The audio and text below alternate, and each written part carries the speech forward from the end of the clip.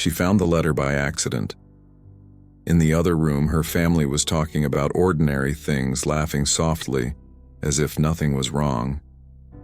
She stood still in the hallway, the paper folded in her hands, listening to voices that had never questioned the story she was told to carry for decades. The letter said otherwise. It suggested that the guilt she had lived with for most of her life had never truly been hers. She didn't step into the room. She didn't interrupt anyone. She just stood there, holding the proof of a decision that had been made without her, and wondering what exactly had been decided when she wasn't allowed to know. For most of her adult life, she had believed she was the reason someone else in the family had disappeared. No one had ever said it directly.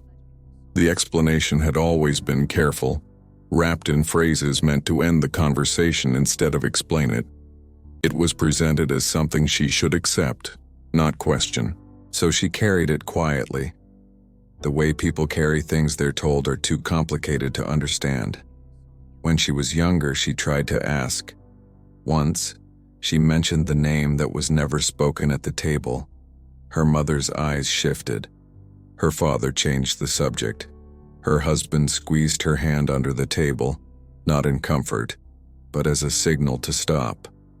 After that, she learned when silence was expected of her, and she followed it. Years passed. The family gathered for holidays. They laughed at familiar stories. They avoided certain dates without explaining why. When someone mentioned that time in the past, the room would go still for a moment, then move on. She noticed. She always noticed. But noticing had never given her permission to speak. The letter wasn't meant for her. It had been tucked into an old envelope, hidden among papers no one opened anymore. It wasn't dramatic. It didn't confess everything. It mentioned a decision made quickly, a choice agreed upon between her husband and her parents, a choice meant to protect her from the truth. Her name was there, not as part of the decision, only as the reason it had been made. She read the lines again, slowly. The words didn't accuse her, they didn't blame her. They described something she had been told to carry as if it were her fault, something that had never been hers to hold in the first place. In the other room, someone laughed. The sound felt distant, as if it belonged to a different house. She folded the letter and put it back where she found it, not because she wanted to hide it, because she wasn't ready to change the room yet. That evening, she didn't confront anyone. She watched how easily the family moved around the silence she had lived inside for decades. She realized they had learned to live with her guilt the way she had learned to live with their omission. A few days later, she asked her husband a simple question, not about the letter, about that time everyone avoided. His pause lasted longer than the question. When he answered, it didn't match what she had lived with all these years. The difference was small, but it was enough. The truth didn't arrive as a confession. It surfaced in fragments.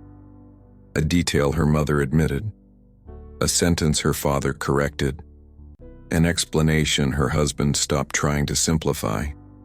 They spoke carefully, not because the truth was cruel, but because they knew how long she had lived without it. They told her they believed silence was kindness, that sparing her the truth was protection. That time would soften what had happened. They hadn't imagined that time would do the opposite, that it would teach her to live inside a story that made her responsible for something she never chose. There was no shouting, no dramatic confrontation, only the quiet weight of years being rearranged in her memory. Moments that had felt personal began to make sense in a different way, not lighter, clearer. She didn't ask for explanations anymore, not because she didn't want them, because she finally understood that the truth they had withheld was less about the past and more about who they had decided she was allowed to be. That night, the house felt the same. The rooms hadn't changed, The silence hadn't disappeared, but it had context now. And context shifted something inside her. She didn't leave. She didn't forgive everything at once. She didn't undo decades of believing the wrong thing. But for the first time, the guilt she had carried had a place to rest. Not because the past had been repaired, but because it had finally been named.